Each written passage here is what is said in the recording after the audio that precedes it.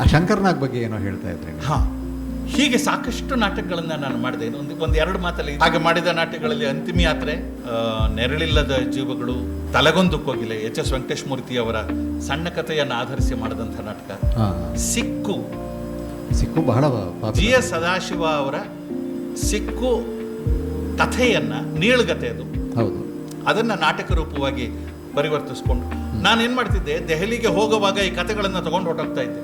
ಅಲ್ಲಿ ಬಿಡುವಿನ ಸಮಯದಲ್ಲೆಲ್ಲ ಕೂತ್ಕೊಂಡು ಸ್ಕ್ರಿಪ್ಟ್ ವರ್ಕ್ ಮಾಡಿಕೊಂಡು ಬರೋವೆ. ಇಲ್ಲಿ ಬಂದ ಮೇಲಿಂದ ನಾನು, ರಿಚಿ, ದತ್ತ, ಗೋಪಾಲಿ, ನಮ್ದೊಂದು ತಂಡ ಇತ್ತು. ರಾತ್ರಿ ನಮ್ಮ ಗೋಪಾಲಿಯ ಮನೆಯಲ್ಲಿ ನಾವೆಲ್ಲರೂ ಸೇರ್ಕೊಳ್ಳೋದು. ಅಲ್ಲಿ ಕೂತು ಮತ್ತೆ ಡಿಸ್ಕಷನ್, ಹೇಗೆ ಬೆಳೆಸಬೇಕು, ಹೇಗೆ ಮಾಡಬೇಕು, ಹೇಗೆ ಅದ್ಭುತವಾದಂತಹ ವಿಚಾರಗಳು ಅಲ್ಲಿ ಗುಂಪಿನಲ್ಲಿ ನಾವು ಕೂತು ಯೋಚನೆ ಮಾಡುವಾಗ, ಚರ್ಚೆ ಮಾಡುವಾಗ ಮುನ್ನೆಲೆಗೆ ಬರ್ತಾ ಇತ್ತು.